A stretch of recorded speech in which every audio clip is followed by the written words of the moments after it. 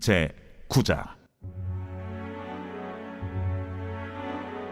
애굽 땅에서 나온 다음의 첫째 달에 여호와께서 시내 광야에서 모세에게 말씀하여 이르시되, 이스라엘 자손에게 유월절을 그 정한 기일에 지키게 하라.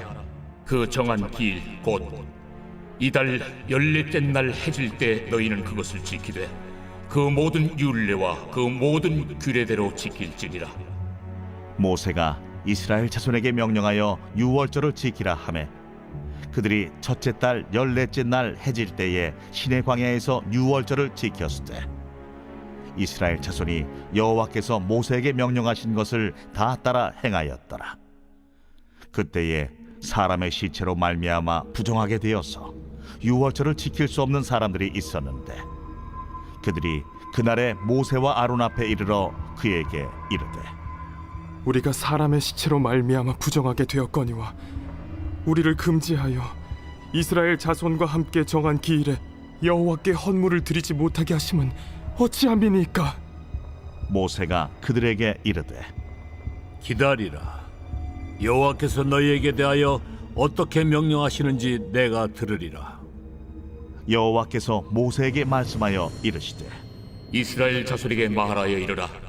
너희나 너희 후손 중에 시체로 말미암아 부정하게 되든지 먼 여행 중에 있다 할지라도 다 여호와 앞에 마땅히 유월절을 지키되 둘째 달 14째 날 해질 때 그것을 지켜서 어린 양의 무교병과 쓴나물을 아울러 먹을 것이요 아침까지 그것을 조금도 남겨두지 말며 그 뼈를 하나도 꺾지 말아서 유월절 모든 율례대로 지킬 것이니라. 그러나 사람이 정결하기도 하고 여행 중에도 잊지 아니하면서 유월절을 지키지 아니하는 자는 그 백성 중에서 끊어지리니, 이런 사람은 그 정한 기일에 여호와께 헌물을 드리지 아니하였은즉 그의 죄를 담당할지며, 만일 타국인이 너희 중에 거류하여 여호와 앞에 유월절을 지키고자 하면 유월절 율례대로 그 규례를 따라서 행할지니 거류민에게나 본토인에게나 그 율례는 동일할 것이니라.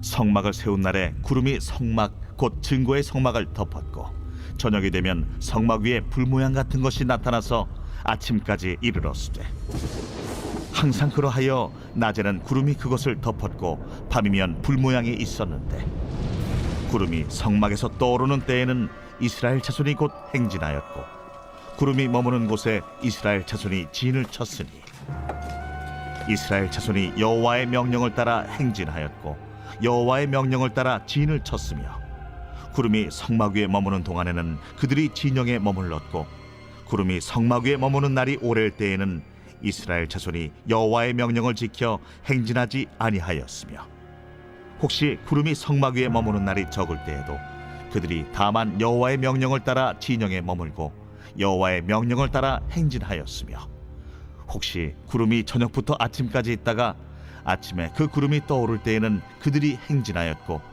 구름이 밤낮 있다가 떠오르면 곧 행진하였으며, 이틀이든지 한 달이든지 1년이든지 구름이 성막 위에 머물러 있을 동안에는 이스라엘 자손이 진영에 머물고 행진하지 아니하다가 떠오르면 행진하였으니, 곧 그들이 여호와의 명령을 따라 진을 치며 여호와의 명령을 따라 행진하고 또 모세를 통하여 이르신 여호와의 명령을 따라 여호와의 직임을 지켰더라.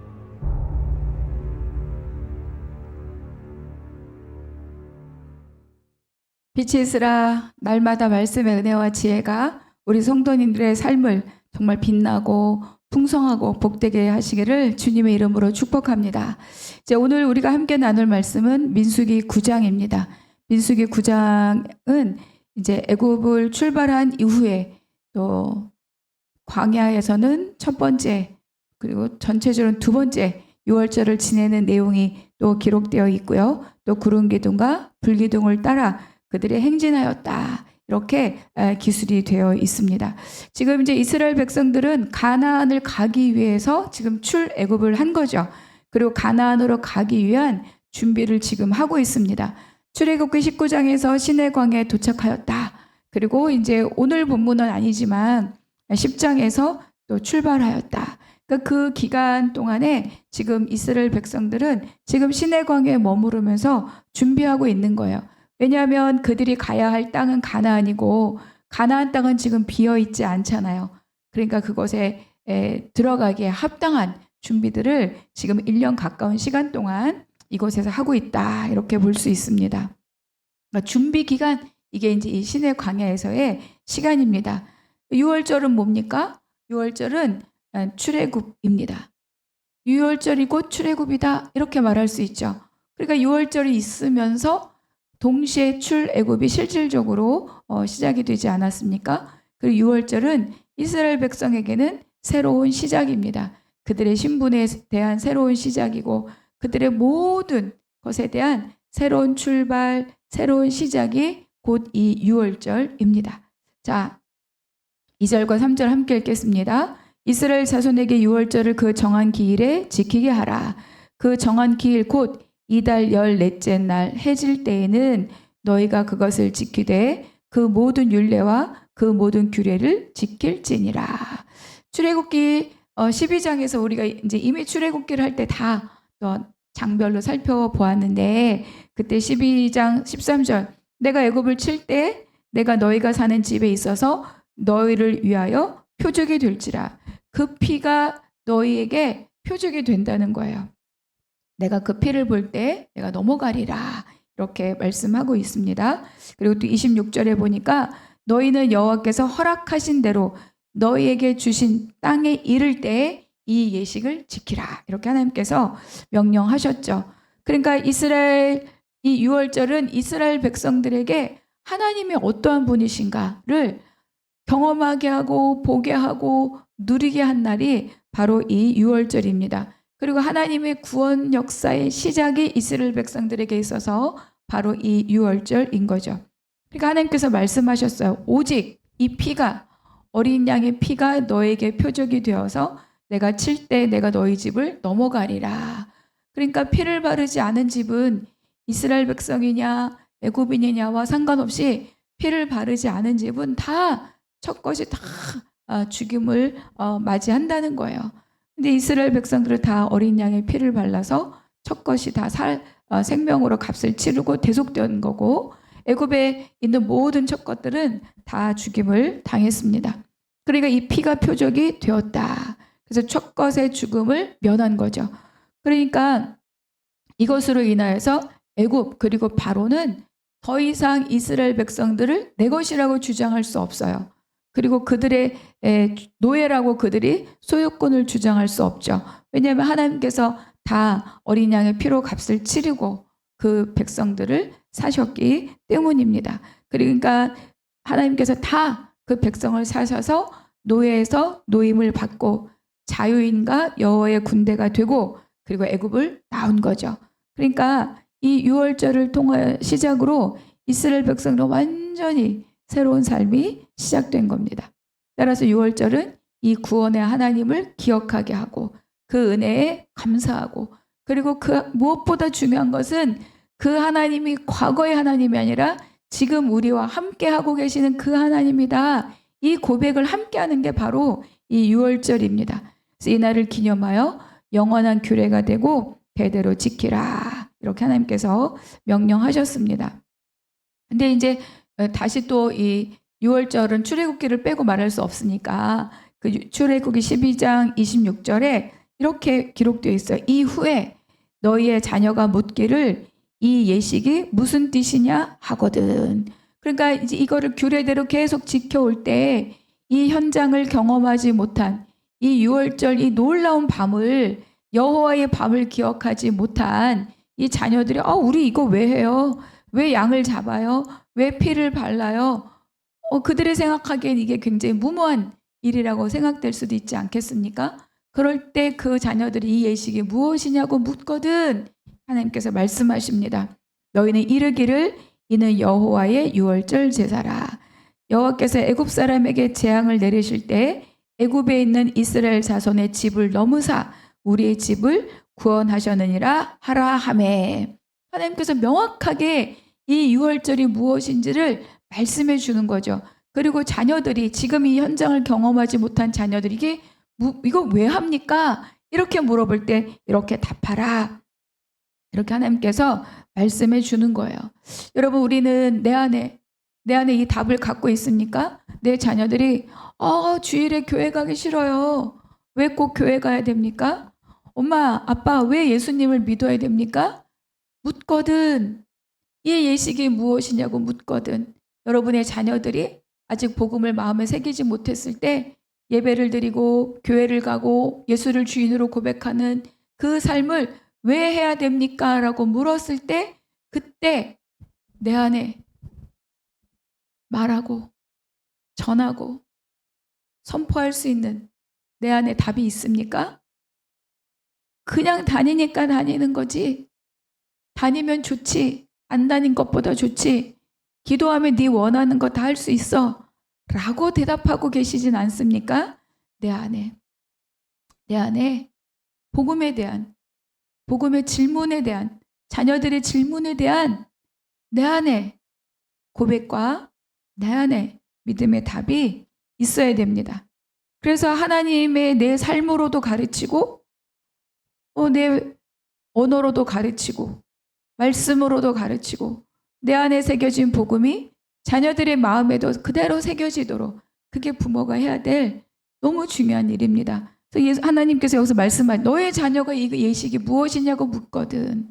여러분의 자녀들의 질문에 여러분도 답할 것을 준비하시고 이미 답이 여러분 심령 가운데 가득 차 있으시기를 축복합니다. 그러니까 영원한 규례로 삼으라. 경험자뿐 아니라 자녀들에게까지 이 유월절에 하나님을 알고 기억하도록 신앙의 유산을 남겨야 된다라고 말씀하고 있습니다. 그래서 유대인들은 지금도 유월절 식탁을 할 때 대부분은 이제 가정의 아버지들이 하지만 또 할아버지가 있거나 그 가정, 그 식탁에 모이는 자 중에 가장 연장자 되시는 분이 이 유월절 식탁을 이끌어가는 거예요. 물어보죠. 우리가 애굽에 종되었을 때 아버지 또는 할아버지 우리는 왜 맛자를 이 하롯셋에 찍어 먹습니까? 질문할 때 대답을 하는 거죠. 우리가 애굽에 종되었을 때 하나님께서 권능의 손으로 우리를 건지셨다. 우리가 애굽에 종되었을 때 그러니까 그 유월절 식탁은 뭐냐면 과거의 하나님이 아니라 오늘의 하나님으로 하나님을 말씀하고 있다는 거예요. 그래서 우리도 바로 내가 예전에 믿었던 또 옛날에 나에게 은혜를 받았던 과거의 하나님이 아니라 지금 오늘 여기 여전히 나와 함께 동행하시는 그 하나님에 대한 고백이 내 안에 있어야 될 줄로 믿습니다. 언제든지 그 하나님이 과거의 하나님이 아니라 현재의 하나님으로 함께 누리시기를 축복합니다. 그래서 우리가 가끔 하잖아요. 우리의 삶 속에서 우리 가끔 이런 말 해요. 나도 10년 전에 내가 처음 예수 믿었을 때 내가 대학 시절에 이렇게 열심히 하고 그때 은혜를 받았고 막 이런 과거적인 고백들은 많이 하지만 내가 오늘 그 하나님을 어떻게 누리고 어떻게 함께 했는가에 대한 고백은 잘 없어요. 제가 속으로 이렇게 하다 보면 하나님에 대한 은혜를 이렇게 나누라고 할 때 다 과거의 하나님을 나누는 경우가 훨씬 더 많아요. 근데 중요한 것은 그 하나님이 오늘도 나의 하나님이시라는 것을 고백하고 오늘 그 하나님을 더 크게 더 깊게 누리시는 여러분이 되시기를 축복합니다. 자, 그래서 이제 유월절에 대해서 유월절을 보내면서 하나님께서 그 달을 그 해의 첫 달로 삼으라. 그래서 그게 우리가 일반적으로 사용하는 달력으로는 1월이 아니지만 3월과 4월 사이에 이 유월절이 있는 그 달을 1월, 아비벌 1월로 그들은 삼고 지키고 있는 거죠. 그래서 이들을 유월절 밤을 보낼 때 이들에게 하나님이 명령하셨습니다. 이렇게 먹으라. 뭘 먹으라고 말씀하셨죠? 불에 구운 양고기 그리고 그것을 무교병 그리고 쓴나물과 함께 먹어라. 이렇게 말씀하셨습니다. 그리고 그것을 아침까지 남겨두지 말라. 그 뼈를 하나도 꺾지 말라. 어린 양, 이 어린 양은 무엇입니까? 장차 오실 예수 그리스도이십니다. 그리고 무교병은 누룩을 제거한 떡, 죄가 없는 삶, 바로 그거를 우리에게 말씀해 주는 거고 쓴나물, 애굽에 있었던 그 고난, 그 고통을 기억하면서 어린 양 그리고 무교병 쓴나물을 먹는 거죠. 그러니까 유월절 식탁을 할 때마다 우리에게 오신 분, 생명으로 오신 분, 어린 양, 그리고 무교병, 죄를 거절하는 삶, 그리고 또 뭐죠? 쓴나물, 애굽의 고통으로부터 건지신 하나님. 이게 다 그 음식 안에 그날을 다 기억하게 상징성을 갖고 있는 거예요. 우리도 생명의 떡으로 오신 예수님 성찬을 하지 않습니까? 그러니까 이 모든 것들이 다 우리에게는 상징이 되는 거고, 다 무엇을 말하느냐? 예수 그리스도를 우리에게 비유해 주시는 거죠. 이스라엘 백성은 이 음식을 먹으면서 그 유월절의 하나님을 기억하는 거. 그러니까 우리도 내 삶 안에, 나의 어떤 음식 안에, 그리고 나의 인생 안에 이 하나님들, 이 예수 그리스도가 다 속속들이 새겨져 있어야 되는 겁니다. 제일 중요한 것은 과거의 하나님이 아니라 오늘 나와 함께 하시는, 여전히 역사하시는 그 하나님을 내가 오늘 현재의 하나님으로 고백할 수 있는 믿음을 되시기를 바랍니다. 이 유월절을 보내면서 그들에게는 세 가지가 새로워지죠. 첫 번째는 신분이 새로워지고, 두 번째는 공급이 새로워지고, 세 번째는 목적이 새로워진다. 그래 이제 바오로에게 메인자가 아니라 여호와의 군대다. 신분이 바뀌는 거잖아요. 근데 여러분, 우리에게도 바로 이 예수 그리스도의 십자가의 보혈을 통하여서 우리도 신분이 바뀐 자입니다. 갈라디아서 1장 13절에 그가 우리를 흑암의 권세에서 건져내사 그의 사랑의 아들의 나라로 옮기셨으니, 우리도 옮겨진 거예요. 신분이 바뀌었다는 것은, 주인이 바뀌었다는 것을 말하죠. 주인이 바뀌었다는 것은 내 지위가 달라졌다. 거기서 노예였지만, 흑암의 권세 아래 사로잡힌 자였지만, 그것에 건짐받아서, 예수 그리스도를 건짐받아서 나의 지위는 노예가 아니라, 사망의 왕노릇하는 자가 아니라, 흑암의 권세에 매여 있는 자가 아니라, 하나님의 예수 그리스도 통해서 온전하심을 그대로, 예수 그리스도를 통해 주시는 모든 복이 그대로, 예수 그리스도의 십자가, 부활, 승천을 통한 모든 지위와 권세의 회복이 그대로 나의 것이 되었다. 나의 신분이 바뀌었다. 그 신분의 변화가 우리에게도 동일하게 있다는 것을 믿으시기 바랍니다. 그들에게 또 뭐가 달라지죠? 공급이 달라집니다. 그들은 노예로서 바로와 애굽이 주는 음식을 먹었지만, 이제는 하나님의 여호와의 군대로서 하나님이 주는, 하나님의 공급으로 살아가는 백성들이 되었습니다. 그러니까 이제 더 이상 애굽에서 먹던 거는 먹을 수가 없어요. 나라가 바뀌었고, 주인이 바뀌었고, 신분이 바뀌었기 때문에 당연히 공급이 바뀌죠. 그런데 신분이 바뀌었는데도 여전히 옛날에 먹던 그 음식, 옛날에 먹던 그 관계, 옛날에 먹던 그것을 계속 탐한다면 우리의 삶은 계속 부닥칠 수밖에 없죠. 그게 바로 광야입니다. 그래서 나는 어떤 공급으로 살고 있냐? 신분은 바뀌었지만 옛 공급으로 살기를 바라고 있지는 않은가? 우리의 삶을 돌아볼 수 있는 하루가 또 되시기를 바랍니다.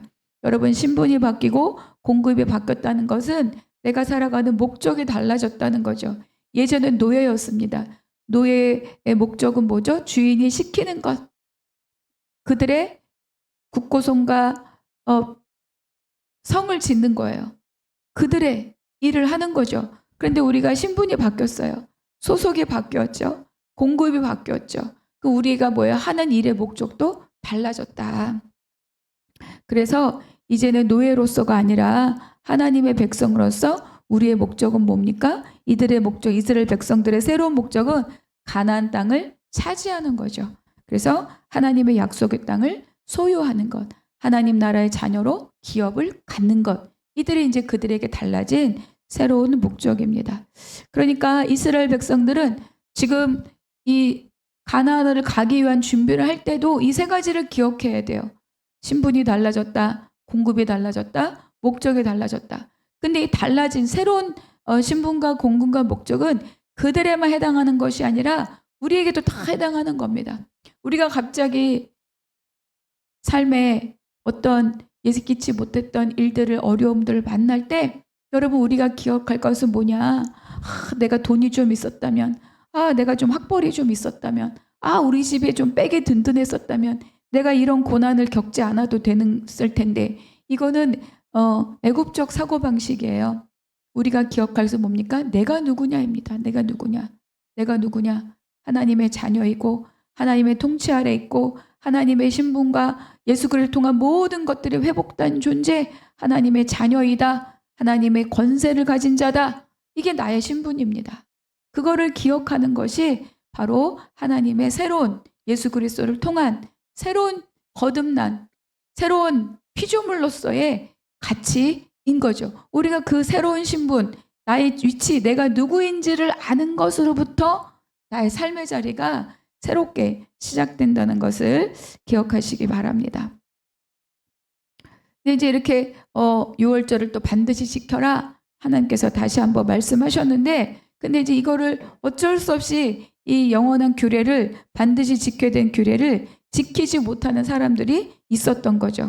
그러니까 사람의 어떤 시체로 인하여서 또 그렇잖아요. 누가 사망하면 처리해야 되니까 부정을 입은 자들, 그러니까 그들은 진 밖에 나가서 또 부정이 깨끗해질 때까지 일주일 동안 진 밖에 거해야 되고, 그러니까 이 6월절에 참석할 수 없는 사람들이 있었어요. 그러니까 그들이 모세를 찾아와서 우리에게 지키지 못하게 하고 하나님께 헌물하지 못하게 함이 어찌 됨이니까, 이렇게 이제 모세에게 물어보죠. 8절 모세가 그들에게 이르되 모세가 여호와께서 너에게 대하여 어떻게 명령하시는지 내가 들으리라. 그러니까 모세는 이 6월절이 어떤 건지 너무 잘 알잖아요. 그 일을 이끌었던 사람이기 때문에 반드시 지키라는 하나님의 명령도 너무 잘 알고 있는 사람입니다.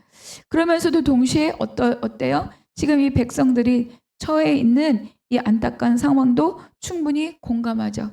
그래서 이들의 요구를 묵살하지 않아요. 그리고 이들의 요구를 이해했습니다. 그래서 이렇게 말하죠. 기다리라. 여호와의 명령을 들으리라. 지도자는 반드시 이 원칙이 분명해야 됩니다. 그리고 또 자기 안에 이 원칙이 새겨져서 그 하나님의 원칙을 백성들이 따라갈 수 있도록 가르치고 이끌어가야 되죠. 그래서 동시에 뭐예요? 백성들의 형편과 상황에 대한 유연성을 갖고 있어야 됩니다. 그러니까 이 모세가 갖고 있는 이 원칙에 대한 분명함과 동시에 그의 유연성을 보여주는 겁니다. 그래서 그들의 형편을 충분히 이해하고 기회를 주고자 하는 이 수용의 마음이 어찌 우리를 지키지 못하게 합니까? 약간 이렇게 감정적으로 막 분노하고 원망할 수 있는 그런 초조한 그런 반응들을 굉장히 탁 잠재울 수 있는 굉장한 능력이 오는 거죠. 여러분, 우리는 단호함도 있어야 되지만 또 유연성도 있어야 되죠. 하나님도 법을 주셨지만 백성들의 형편을 외면하지 않으셔요. 그러니까 리더들이 갖고 있어야 될 것은 원칙과 동시에 뭡니까? 유연성입니다. 그걸 하지 못했던 자들이 바로 바리새인들 아니겠습니까? 자, 그래서 그들에게도 하나님께서 또 지킬 수 있는 길을 열어주시죠. 둘째 해, 또 둘째 달 열 나흘에 지키라. 11절 둘째 달 14째 날 해질 때에 그것을 지켜서 어린 양의 무교병과 쓴 나물을 아울러 먹을 것이요. 그러니까 소위 말하는 송유월절 또는 늦은 유월절 이렇게 말하는데, 이런 거를 또 지정해 주셨죠. 그러니까 그들은 어쩔 수 없이 자기는 못 지킬 수 없었는데 하나님께서 그들의 모든 형편을 들으시고 그들에게 다시 기회를 주십니다. 그러니까 첫 유월절이 다 공동체적으로 드리는 거라면 이거는 그때 어쩔 수 없는 상황으로 드리지 못한 자들에게 개별적으로 드릴 수 있도록 하나님께서 이렇게 기회를 주시는 거죠. 그런데 13절에 보니까 정결하기도 하고 여행 중에 있지도 아니하면서 유월절을 지키지 아니하는 자는 그 백성 중에서 끊어진다. 이건 굉장히 의도를 갖고 거역하는 거니까 하나님은 그거를 받아주시는 않습니다. 14절 만일 타국인이 너희 중에 거류하여 여호와 앞에 유월절을 지키고자 하면 유월절을 율례대로 규례를 따라서 행할지니 거류민에게나 본토인에게나 그 율례는 동일할 것이니라. 반드시 지켜야 되고, 또 이제 이렇게 말씀하십니다. 타국인인데, 왜냐하면 6월절에 이스라엘 백성들이 나올 때 그들을 따라 나온 사람들이 있거든요. 그러니까 출애굽기 12장에 보면 품꾼, 또 이방인, 뭐 종, 여러 사람들에 대해서 상황들을 말씀하십니다. 그러니까 이제 이 타국인들이 백성들 중에 함께 거하며 6월절을 지키고자 할 때 동일한 원칙 아래 6월절을 지키게 하라. 출애굽기 12장에 따르면 할례를 받게 하고 6월절을 참여하도록 그렇게 했습니다. 그러니까 이스라엘 백성들과 함께하는 이 타국인들에게까지 하나님의 이 6월절 구원의 은혜의 역사가 그들에게도 흘러갑니다. 열방까지 복음이 흘러가는 모습을 여기에서 우리에게 보여주는 거죠. 그러니까 하나님의 은혜는 이스라엘 백성만, 누구누구에게만이 아니라 이 하나님이 이스라엘 백성을 선택하셨지만 그때도 이 은혜는 열방까지 흘러갈 것이라고 하나님의 은혜가 이미 열려 있음을 우리들에게 말씀해 주고 있습니다. 그렇다면 우리들에게 있어서의 6월절은 과연 무엇인가? 여러분, 우리가 막 6월절 어린 양을 잡고 막 피를 바르고 이러지는 않잖아요. 그러니까 우리 안에 예수 그리스도의 보혈의 능력, 또 그것을 통해서 내가 십자가로 죄사함 받았다, 여기에서만 끝나는 것이 아니라 우리에게 예수 그리스도를 통하여서 만세전부터 예정하신 모든 신령한 복들을 이미 다 주기로 이미 예정하신 그 하나님의 모든 복들을 내가 받고 그것을 누리고 그래서 흘려보내는 그 삶을 내가 지금 어떻게 살고 있는가. 그것이 바로 지금 내가 경험해야 될, 그리고 내가 그것을 누리고 흘려보내야 될 우리들의 복입니다. 예수 그리스도의 십자가뿐만 아니라 십자가, 부활, 승천으로 하나님과 함께 예수 그리스도와 함께 살리시고 예수 그리스도와 함께 또 살아나게 하시고 함께 하늘에서 앉히신 바 된 우리가 이제는 이방인에게 그들에게도 동일한 복을 누릴 수 있는 그 통로가 되어주는 것이 바로 우리가 해야 될 6월절의 은혜다. 이렇게 말씀드릴 수 있습니다. 그래서 이제 송 6월절 2월 14일 지내고 다음 장에서 이제 출발 2월 20일에 출정을 하게 되죠. 하나님께서 가나안으로 출발하는 이 바로 임박해서 시간적으로는 역순이지만 이 바로 임박한 이때 이 6월절을 다시 한번 말씀하시고 송 6월절을 지키게 하신 그 이유가 무엇이냐? 바로 하나님과의 관계이죠. 그래서 피로 씻어서 모든 회중, 모든 백성들을 하나님의 피로 다 씻어서 온 진과 온 백성을 먼저 정결하게 해야 하는 거죠. 하나님과의 관계를 바르게 세우고 출발해야 됩니다. 여러분, 우리가 무엇을 하든 하나님과의 바른 관계, 하나님의 구원의 역사, 바로 그 출발이 나의 모든 신분과 공급과 목적의 시작이 어디에 있었는가를 정확하게 다시 한번 깨닫고 그것으로부터 출발해야 됩니다. 22절, 이틀이든지 한 달이든지 1년이든지 구름이 성막 위에 머물러 있을 동안에는 이스라엘 자손이 진영에 머물고 행진하지 아니하다가 떠오르면 행진하였으니 곧 그들이 여호와의 명령을 따라 진을 치며 여호와의 명령을 따라 행진하고 또 모세를 통하여 이르신 여호와의 명령을 따라 여호와의 직임을 지켰더라. 여호와의 명령을 따라. 오늘 하루도 여호와의 명령, 성령의 인도하심을 받는 하루가 되시기를 축복합니다. 오늘 9장을 마무리하면서 묵상 질문, 오늘 나에게 주시는 한 구절 그 은혜의 말씀은 무엇입니까? 그 구절의 은혜를 또 기록하고 또 함께 나눠보시기 바랍니다. 두 번째, 나의 6월절의 은혜는 언제나 현재의 은혜입니까? 아니면 옛 은혜입니까?